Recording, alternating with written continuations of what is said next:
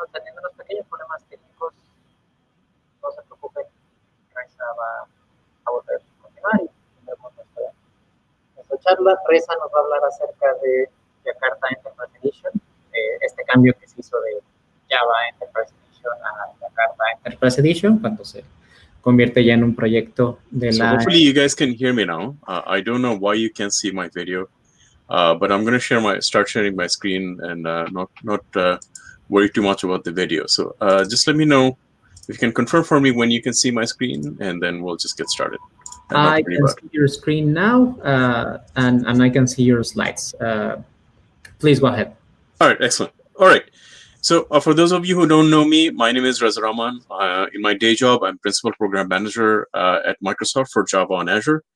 Today, I'm not really here as my official role, though. Today, I'm here as a Jakarta EE Ambassador. So today, I'm going to talk to you a little bit about Jakarta EE, its current state, and what is to be coming in the future, and what this means to you and how you can get involved. So if you're not familiar with Jakarta E8, it's basically the latest reincarnation of the technology that we've long known to be Java EE. Some people still sadly know it as J2 EE. But Jakarta EE is essentially that technology moved into completely open source. So Java, for a long period of time, actually was really controlled by, in terms of its intellectual property and processes, really by Sun and then Oracle. In fact, if you look at Java SE, that's still in the JCP, and in the end, the JCP is just a department of Oracle, and Oracle owns most of the intellectual property for that. So unlike that, basically a large portion of Java, namely Java EE, has now moved into completely open source governance, right? So you can this is open in every sense possible. The intellectual property is owned by the Eclipse Foundation. The TCK is open source. Every bit of the technology is open source. Everybody can participate in an equal way, and it really is a level playing field. So nobody really owns this technology anymore, and everybody can contribute to it in a fair and open fashion. And basically, none of the key stakeholders were lost. Oracle continues to be the one of the largest contributors. And believe it or not, the second largest contributor is actually people like you. So people in the community are the people that are also contributing in addition to Oracle. And of course, there's the other players like IBM, Red Hat, Payara, and Pivotal. So the key message, if you take in one message from our talk today, it is that you should consider getting involved in the technology now and really make your mark and help them move the technology forward. So here's a little bit of the evolution of the technology itself. I don't know how many of you know this, but a long time ago, sometime in the early mid-90s, this technology started as JPE, or Java Professional Edition, for those of you who don't know. And of course, it evolved to some extent as J2EE and then Java EE under the JCP. And now we finally have, and the last reincarnation from the JCP was Java E8. And of course, now it's Jakarta E8 as opposed to Java E8. So the thing to be aware is that Java EE8 and Jakarta E8 are binary compatible. They're the same technologies, but one is released under the JCP and the other is released under the Eclipse Foundation under open governance. So that happened a bit ago, so you can already use Jakarta E8. Now what's going to happen very, very shortly, literally within probably a few weeks, is that you will have the release of Jakarta E9. Well, what is Jakarta E9? As you can see, the name has changed from Java EE to Jakarta EE. In Jakarta E8, you're still able to use the JAX packages, right? So those are the trademarks and IP owned by Oracle. In Jakarta E9, everything, even the package name, is going to move to the open source domain. So everything is going to be renamed, repackaged as Java, not JAX anymore, but rather under the Jakarta space. So this basically primes us to move the technology forward much more dynamically, much faster, and completely in the open, and bring some important innovations in Jakarta E10. And we'll talk a little bit about definitely Jakarta E9 and Jakarta E10 in a little bit. All right, moving forward, what I want to do today is actually give you a little bit of a flavor of what precisely is in Jakarta E8. The reason I do this is because what I find is because of all of the transition space and some of the contention that went on to move from Java E8 to Jakarta E8, not a lot of evangelism actually took place, and a lot of people actually don't know what is in Jakarta E8 actually. So I'm going to spend a little bit of time talking about that, not a lot of time, but this will give us an important view of why this technology actually is pretty feature complete, especially when it comes down to mostly monolithic applications. You basically have mostly everything that you need in order out of a standard-based technology. And if that's not enough, you can use another thing called Microprofile, which we'll talk about in a second as well. So at a high level, this is Jakarta E8. There's some key themes. One of the key themes is web standards alignment. So as you know, the web standards, so things that come out of the W3C, are finally moving forward in a way that they haven't before. And basically what Jakarta E8 does is that it takes the most important bits and pieces of those web standards and make them available for server-side Java developers. So these are some examples of this is HTTP2, server-sent events, better JSON support, all of which we'll talk about in a second. CDI alignment is another important one. So CDI has become a key component technology ever since its release in Java E6. And every release, what we do is we align more and more of these technologies towards CDI. Now, other than this alignment work, which we'll talk about again in a bit more detail, so there's a lot of alignment work that happened in things like JSF and JPA. What you also had is an important release of CDI2. So you had some minor releases in CDI 1.1 and 1.2 after the initial release, and this is CDI2, and really it brings some significant changes to the platform on its own right. Simplicity is another theme, right? So we always want to make sure that Jakarta E8 is as simple as possible, and we've been doing that. This has been a focus ever since Java E5. In this case, there's a few other things that could be simplified, and some pretty good examples of that in Jakarta E8 is security and EJB pruning. So some of the older technologies that are in EJB, those are now pruned as of Jakarta E8. Even more is going to be pruned as of Jakarta E9, and perhaps even more in Jakarta E10. Lastly, Jakarta always has made a point of making technologies that are in Java SE mainstream. So a good example of that is, for example, annotations.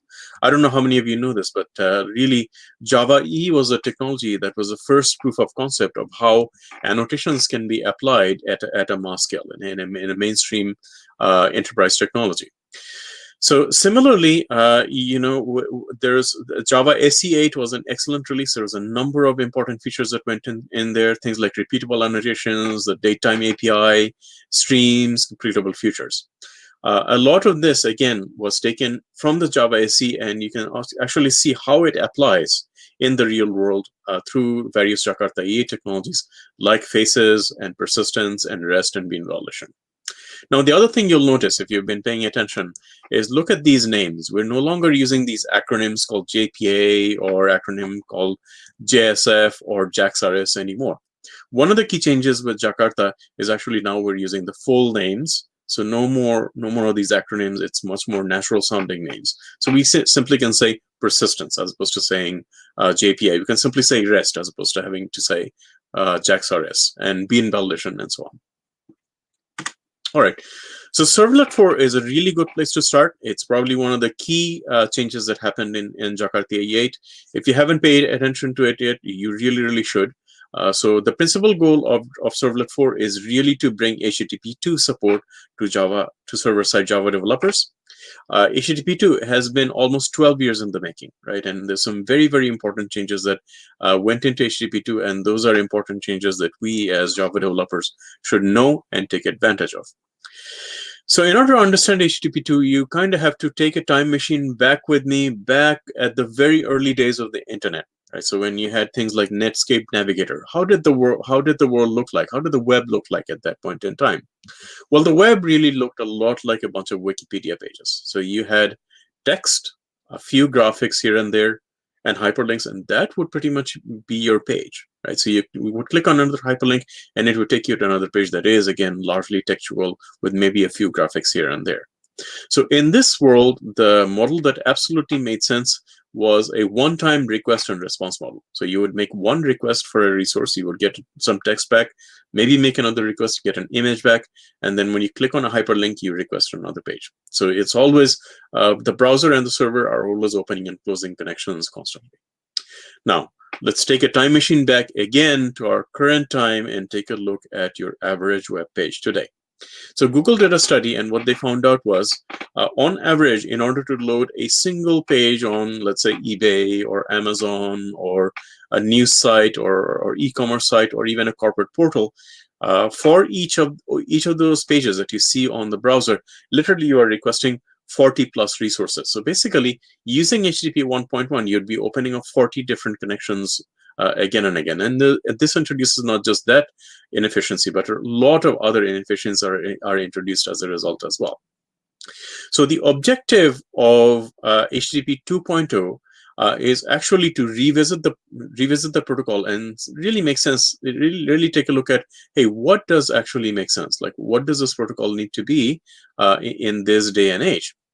So the way this problem is solved, and first and foremost, connection reuse. So the browser and the server no longer close the connection over and over again. They simply keep the connection open between the client and the server for the duration of a page request, and simply share that connection across 40 different resources using a technique called multiplexing. So the multiplexing, basically what this does is that it breaks up the entire connection into streams, and each of these streams is given a stream ID. So this is actually a very old technique, and a technique that is used by TCP itself, right? So TCP, as we know, HTTP is based on TCP, and TCP under the hood uses this exact same technique. So other than that, there's a lot of other optimization techniques, like each of these streams given a prioritization, so the browser knows which resources to load first. All of these things are done in binary as opposed to ASCII. So that will reduce the traffic quite a bit and make it much more efficient. There's also a technique called header compression. So what this happens in this case is, when you observe, if you ever observed a web page and you see all of the different requests that are made, one thing you'll notice is that for a single page, the headers will be repeated over and over again because the resources are so closely related. In fact, the only real thing that probably really changes is the name of the resource, the type of the resource, and the content length, right?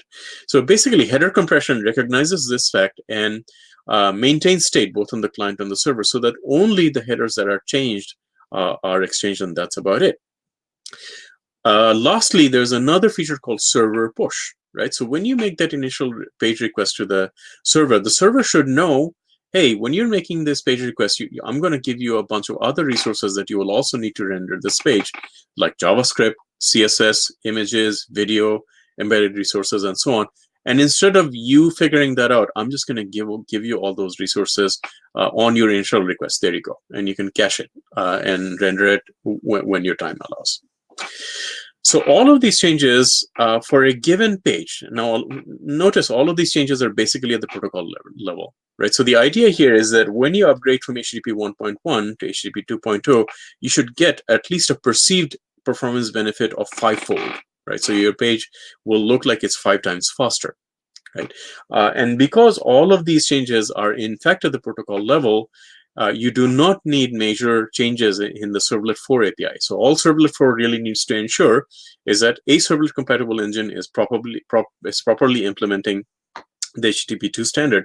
And other than that, you can simply upgrade your Servlet engine and get these performance benefits without needing to change your API, except for server push. Right. So if you want to make use of server push, then you need to make some API changes, but that's opt-in. Right? If you don't use it, then it's fine. And if you want to use it, you can add that code a little bit later. In fact, higher level web frameworks like JSF even hide this fact. Right? So JSF knows what the related resources are. So it will just do server push for you behind the scenes. So if you're using Jakarta EE, you can take full advantage of Servlet 4 without actually needing to make any code changes. So it's a really nice thing to consider. Now, JSON binding. So with the Jakarta EE standard has been beefing up its support for JSON ever since Java E7. So we introduced an API called JSON Processing. That's a lower level API that we'll talk about in a second. But the most important point is that you know that in the Java and Java EE stack, there is built-in support for some data formats, right? So for example, Java serialization or XML-based serialization, you don't need to add additional libraries to do any of that. It's just baked into the platform because we recognize these bits of data as important. It's so important not to have that be a concern. So these days, JSON occupies that same space. Whether or not you're talking to a JavaScript client, often JSON is the data format that is used to do data interchange across the internet. Now, there's a number of reasons for that. So, but we won't get into that. So the objective here is to make JSON processing a first-class citizen of the Java platform, specifically the Jakarta EE platform. So the objective here is this API, Jakarta JSON Binding, or simply JSON Binding, is that you will just take a POJO, and the POJO will just automatically just work, right? Automatically be able to serialize, deserialize as you need it, as we'll see in the code example in a moment. But there are some small annotations there as well. So these annotations will allow you to change the defaults. Right? So for example, if you want to rename a field, or if you want to mark a field to be transient, you can do so using these small bits of annotations. But other than that, it basically works, and it's integrated with common APIs like, for example, Jakarta REST. So what that means is, as if you're consuming or producing a type of, let's say, application JSON, and it's a POJO, this API will automatically kick into gear. Now, one thing to notice is that this is actually a capability that was more or less was there since Java E7, but it was provided in a vendor-specific way. For example, if you look at JWAS-CAP, it did basically this. But the reason it did that is because it shipped JAXON within itself. So now, instead of using JAXON APIs, you're able to use a standard-based API. All right.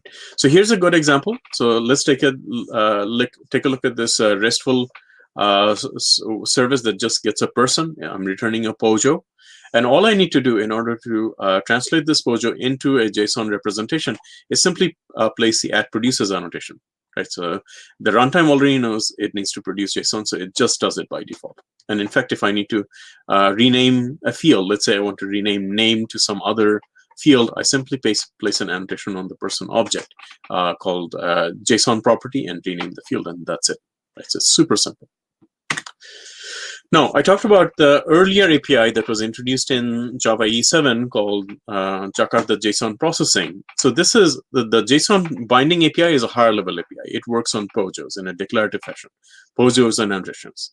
This is programmatic, right? So this is useful if you want to make some very highly customizable changes, or if you want to change your JSON processing in a conditional way, or if you're just doing you have a very complex POJO and you're creating a simple rendition of it.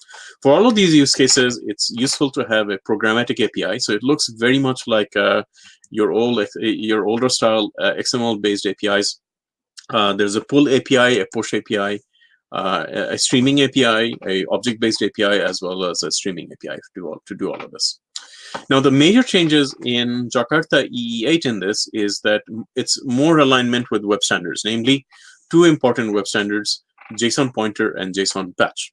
The other important thing that happened in Jakarta SE streams, I'll talk about in a second, but basically this is one of the Java SE alignment pieces as well. So you can convert back and forth between Java SE streams and JSON arrays very, very easily using this. But primarily change is really JSON Pointer and JSON Patch. So let's talk about those in a second. Okay, so let's take a look at JSON Pointer. So the best way to look at this is just to take a look at the example, right? So if you see here, what I want to do is get to that element mobile, and a very easy way to do that is by using JSON Pointer. So JSON Pointer looks like a URL or URN. And it allows me to very easily traverse it through a JSON document to an element that I want.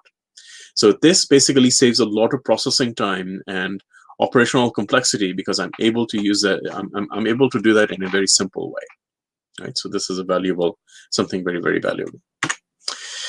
JSON Patch is similar to HTTP Patch. So if you understand HTTP Patch, you'll understand JSON Patch as well. So JSON Patch allows you to represent changes to a JSON document in a declarative way, right? So there's so again, taking a look at an example is a lot easier than explaining this really. So if you take a look at the example here, there's two different operations. One is a replace operation, one is a remove operation. There's many other operations like this, like replace, move, copy, test, and so on. Right? So CRUD plus some testing. And as you notice over here, JSON Patch actually uses JSON Pointer as a feature. All right, so here's another example, just the example crystallized in terms of a JSON document, right? So here's the replace function and the remove function, and this is how it looks like in the JSON Processing API itself. You'll notice that the API uses a builder pattern, so that is very, very useful, right? So you can use these, you can create these scripts, if you will, scripts of changes that you need to apply, and you can apply those changes to multiple documents using the builder pattern. So it's very, very useful, and it's also easy to read. You can very easily see what exactly is going on. It feels very functional. So server sent events is another one of these web standards alignment features. It's a lesser known part of HTML5. It's very easy to understand if you're familiar a little bit with WebSocket. Right, so we introduced WebSocket in Java EE7. We're introducing server sent events in Jakarta EE8. So basically, what this does is that HTTP. HTTP is single request response. You make a single request and you get a response back, and you're done. WebSocket is much like TCP. So you open and close you open a connection, but then the connection is open, and either side can initiate communication. Right, so the communication can happen from the server side, or the client side is fully bidirectional and also fully asynchronous. Now, server sent events is something in between those things, right? So server sent events is basically the client opening up a connection to the server, and then keeping that connection open and realizing that you're not just going to get one response, you're going to get a series of responses over a period of time. Right, so you're going to get events over a period of time, hence the name server sent events. So a good example of use case for this is things like stock tickers, right, or monitoring applications where you expect to receive multiple requests from a single source over a period of time. Under the hood, this is really just plain long-lived HTTP. The only big difference is that there's a content type, special content type called text/event stream. Now, again, this is actually capabilities that was built into Jersey for a while. Right? So it's ever since Java E7, it supported this functionality. Right now, this functionality is coming your way via the Jakarta REST 2.1 API. And actually, if you're familiar with the REST API in Jersey, it's very, very similar to that. So here's an example. Let's take a look at that stock tickers example that we talked about. So we're going to make a GET request to a RESTful endpoint to say, hey, I want stock updates. You'll notice that the content type is text/event stream, signifying that this is SSC, which means you're not going to return and have a return at all. So the return type is actually void. What you get instead of getting a return type is you get two objects. One is called the SSC event sync, and you can think of this as basically the connection, the live connection between the client and the server. And the SSC object, which is a useful utility function that helps you take a POJO and create a SSC event from it. So you can see that in the example as well. In this case, what we're doing is that as soon as we get the GET request, we are actually pushing the GET request to a background thread using the manage executor service in Java EE. And as we get stock updates, let's say through database triggers, we will detect those and basically fire off events to the browser to say, hey, there's a stock update. Jakarta Security 1.0 is a very important one, right? As we talked about, it goes towards simplifying the API overall. So what is this? So some people are very surprised when they hear, hey, Jakarta Security 1.0, wow, this is a really old technology. Why does it have Jakarta Security 1.0? How did you do security before? So for those of you who know this, the answer is that security is actually broken up into bits and pieces or had been broken up into bits and pieces in Java EE. So servlet has a little bit, EJB has a little bit, and various other APIs have a little bit, and it's done in a way that puts most amount of control in the hands of the administrator. So the application simply says, hey, I am secure. I use this particular authentication to authenticate myself, and the rest of it is done through the admin console, let's say. So you log on to the admin console and say, hey, I want to secure this application. This application is going to be secured against a database, and these are the role mappings that I'm going to use, and so on. And you do that either through some kind of XML configuration or some kind of GUI wizard or some kind of command line interface. So the problem with that is that it adds a little bit of complexity, and it also takes control away from the developer, so to say. And that may be all right. In fact, the old way of doing things may be appropriate for many different enterprise applications where you really do want all those security concerns to be managed by an admin.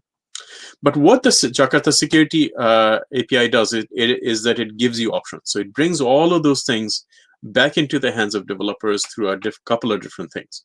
So first and foremost, you have built-in those common security providers. Those are all built into the platform. We'll see that in a second. If those do not work, you're able to plug very easily, as opposed to using JAS and configuring JAS at the app server level.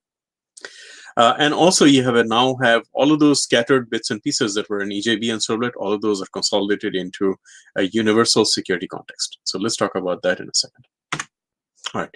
So here are the simple security providers. They're just annotations or corresponding XML elements.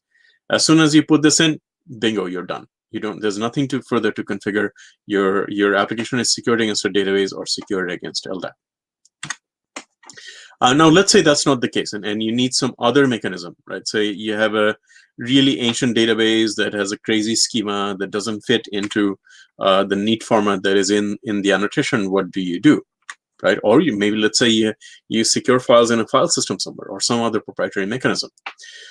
So don't worry, it's still very easy to do.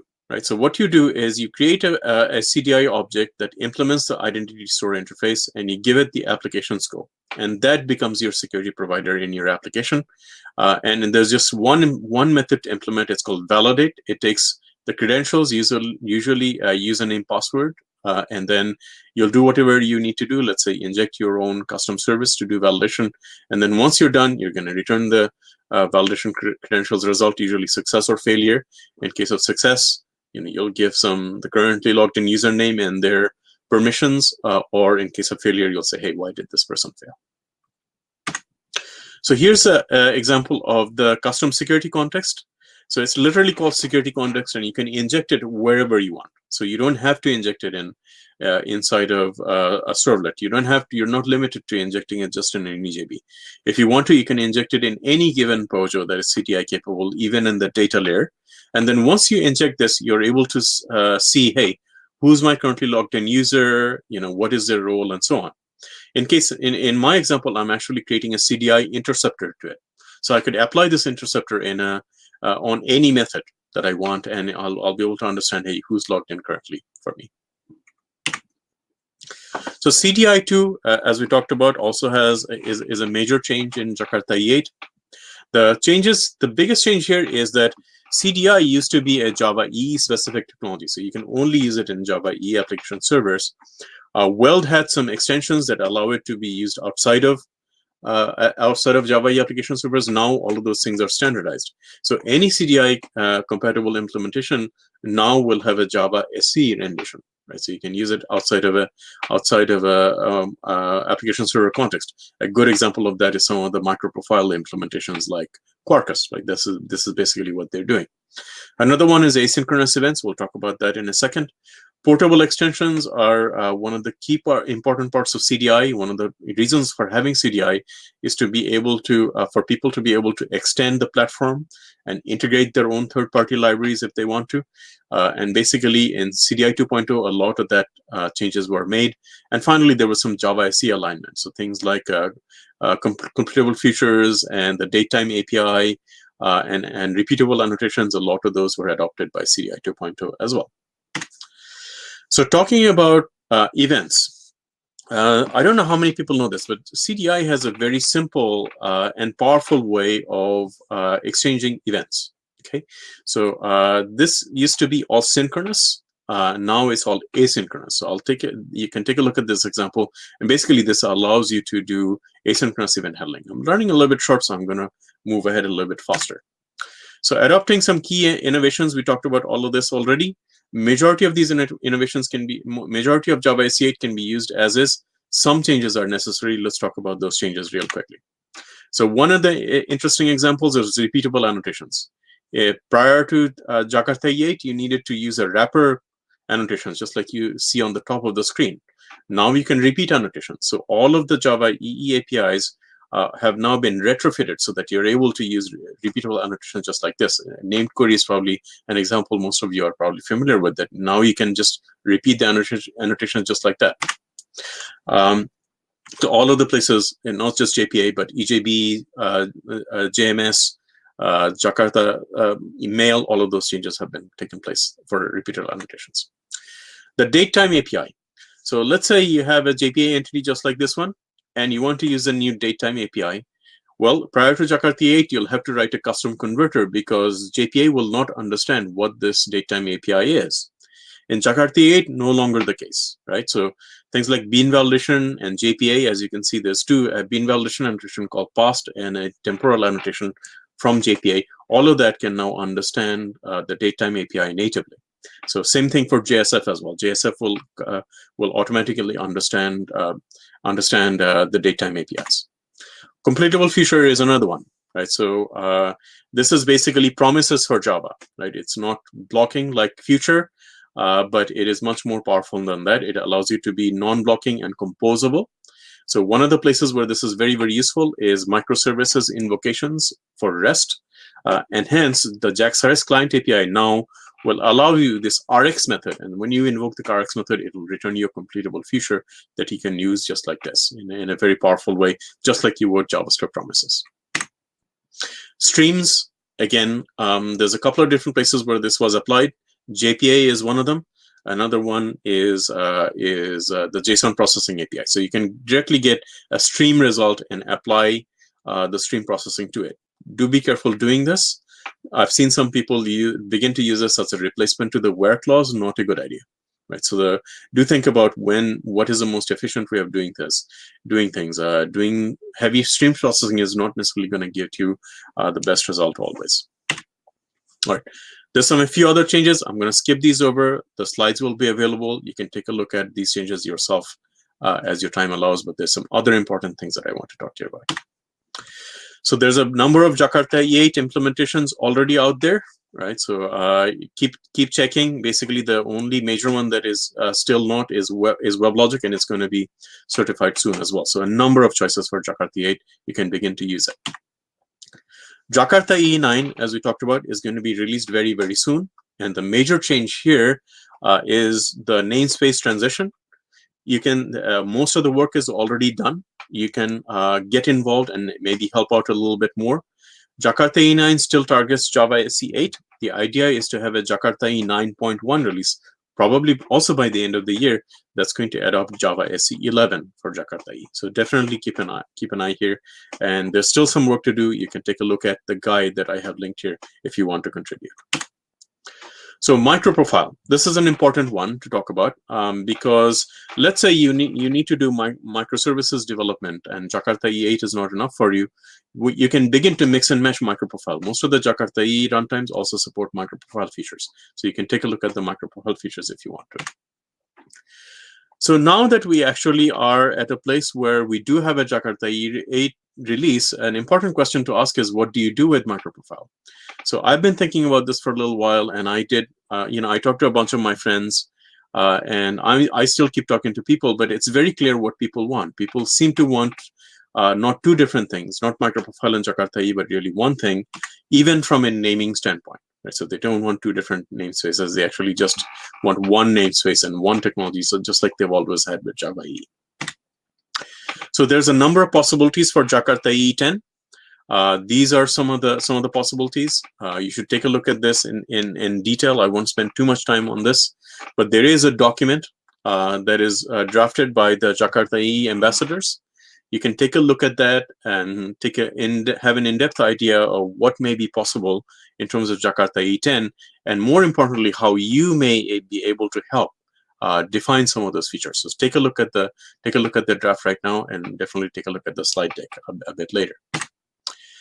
So the Jakarta EE Ambassadors, finally.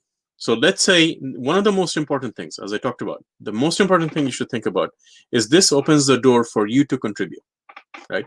So if you want to contribute, one of the key ways of doing that is through the Jakarta EE Ambassadors.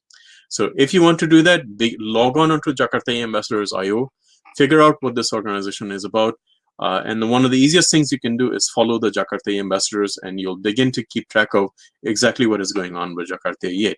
If you're doing that, probably the talk today is unnecessary for you because you already know everything that I have to tell you right now.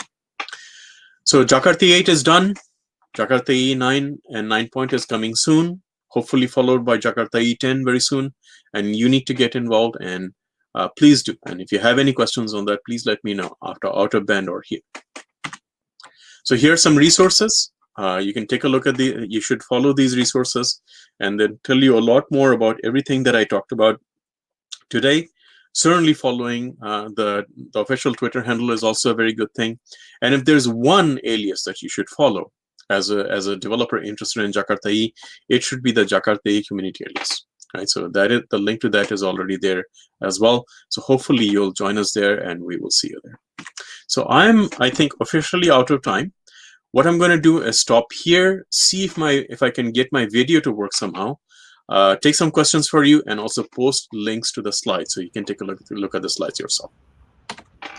Hi, Reza. Awesome. Thank you for the talk. And we have a question, if you don't mind. It's related to the Loom project and Jakarta EE. What would be the benefit for the Jakarta EE platform with Loom project?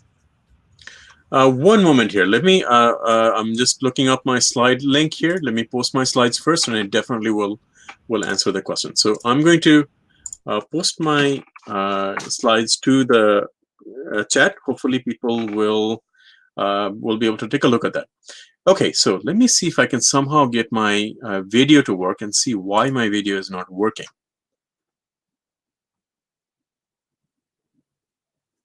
Are you using Chrome or Firefox or Safari? Or which browser are you using?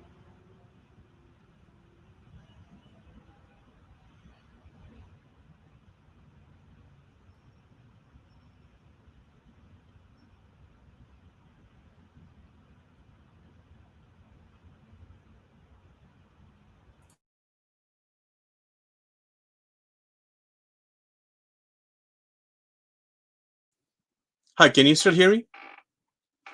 I can hear you again now, yeah. Okay. I think I'm having some strange audio video issues. I'll take up with this up with you guys later on. Okay, so first of all, benefit for Jakarta in Project Loom. Yeah. The problem is Project Loom is still too early, right? So we don't know precisely what is going to happen. But basically, right now, if you look at the Jakarta E10 contribution guide, a lot of people are thinking a lot about how do you do reactive features in Jakarta EE. And there's no good answers to that, right? So there's no good solid API that you can help. And when you begin to do those things, you actually increase the complexity of the API quite a bit. So it's still too early to see what is going to happen with Loom, but the promise is that Loom will take care of a lot of the non-blocking features under the hood. So it may be very similar to what is happening with HTTP2, for example. So it's just a runtime level changes so that we can handle these reactive concerns at the runtime level rather than the API level. So that is what I'm hoping right at this moment. But certainly we're keeping a track of that. What will be a standardized React type of API? So you mean React the JavaScript framework, or what do you mean by that in general? So there's definitely in the contribution guide, in the Jakarta E10 contribution guide, there is a space for reactive features. A lot of them, as I said, are still not very fully flushed yet. So we'll really explore that space. But if you mean React the JavaScript framework, I don't think it's a good idea for Jakarta EE to begin standardizing JavaScript. Right? There's a whole bunch of other people that are doing that. In fact, what I would say is maybe it's time to have a JavaScript Web Framework standard, and probably the people to do that will be the W3C folks rather than anything in Jakarta E. What we can do in Jakarta E is make sure that those JavaScript frameworks have everything that they need.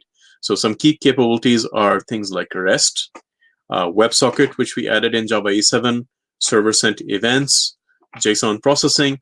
All of those are features that align us with the JavaScript framework. But I don't think we should be doing anything in terms of trying to create a JavaScript framework in Jakarta EE. Okay, any other questions? No, seems that we don't have any more questions, Reza, but thank you so much for your time. Please share also on the chat any social networks or ways that people can get in touch with you. And once again, thank you so much for your time and your presentation. Sure. Best way to get in touch with me is this. Let me share it with you right now. And here we go. And I'm posting it to the chat right now. There we go. That's the best.